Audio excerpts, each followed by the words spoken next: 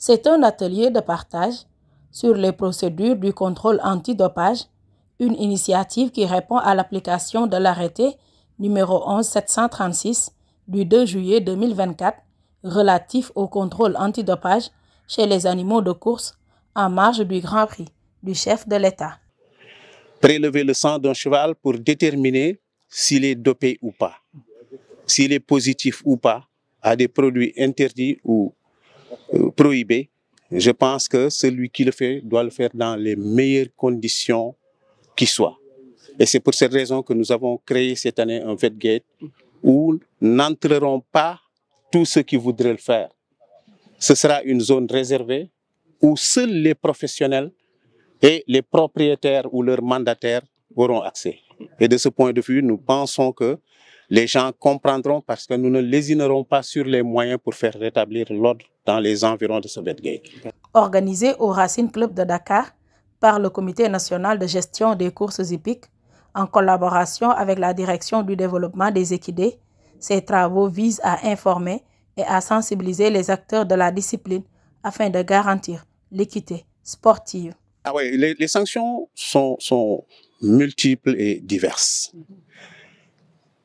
C'est d'abord le cheval, c'est ensuite le propriétaire, c'est, si vous voulez, l'entraîneur, c'est le mandataire. Parce que chacun a son niveau de responsabilité. Le cheval doit être présenté, c'est une obligation. Vous ne le faites pas, vous qui avez la responsabilité de le faire, vous encourez des sanctions qui peuvent aller jusqu'au retrait de votre agrément si vous êtes entraîneur, jusqu'à l'interdiction de faire courir si vous êtes un propriétaire, jusqu'à 500 000 à 1 million d'amendes, jusqu'à une suspension du cheval de 3 mois à 6 mois ou de 1 an à 2 ans, c'est selon.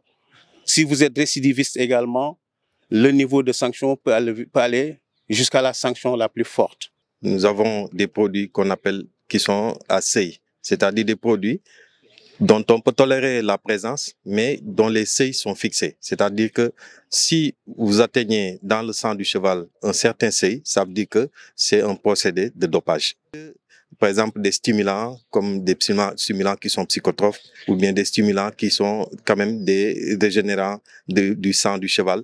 Donc, tout ce qui peut vraiment être utilisé comme étant dopant, qui va améliorer ou bien augmenter les performances du cheval et qui naturellement ne se retrouve pas dans le sang du cheval. Donc tout ça, c'est des produits qui sont complètement interdits. Ce séminaire, marqué par des échanges fructueux entre propriétaires, juristes, vétérinaires, jockeys, entraîneurs et autorités étatiques, entre en droite ligne dans les prérogatives de la Direction du développement des équidés au niveau du ministère de l'Agriculture, de la Souveraineté alimentaire et de l'élevage. Sachez que nous nous engageons à accompagner les acteurs à faire un contrôle antidopage en tirant les leçons, en tout cas, des contrôles antidopage passés, pour en tout cas faire l'arbitrage qu'il faut cette année au niveau du Grand Prix du chef de l'État et l'année prochaine, comme ils l'ont promis, les accompagner également à faire d'autres contrôles antidopage outre que celui du Grand Prix du chef de l'État.